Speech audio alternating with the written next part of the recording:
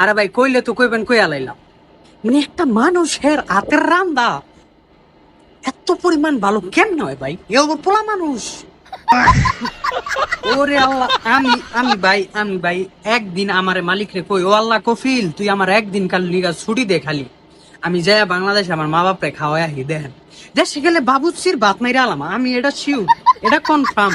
আঙ্গালাকে যে বুলু বাবুচি আছে, যেই বাবুচির আছে, ভাত কিন্তু খেয়ালাম এখন কইয়া দিলাম আগের থিকা। সৌদি আরব যেমন দালালের ভাত খেয়ালাইছি, এরকম বাংলাদেশে গেলে কিন্তু বাংলাদেশের বাবুচ্চি, আঙ্গ এলাকার বাবুচ্চি কিন্তু ভাত মাত খেয়ালাম আমি।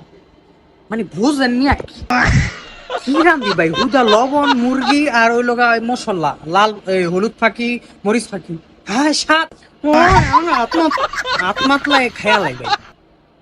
মানে আমার মাথায় ধরে না ভাই, মানে আল্লাহ তাআলা যাকে মনে করলেন চায় যে দিব, সব দিকটা দেয়। আলহামদুলিল্লাহ আলহামদুলিল্লাহ আলহামদুলিল্লাহ, মাশাল্লাহ মাশাল্লাহ। একদিন দাওয়াত, আইসা খাইয়া যায় মুরগির গোস, কি আনবেন জানেন? আহার টাইমে আমার বাসায় আহার টাইমে 2 কেজি গরুর গোস লয়ে যাবেন, বাদ বাকি ময় মশলা আলু মালু যা লাগে আবজাব কাপ সব আমি দেবো। রান্দা বাড়ির কথা মনে পড়ে যাবো, বাড়ির কথা।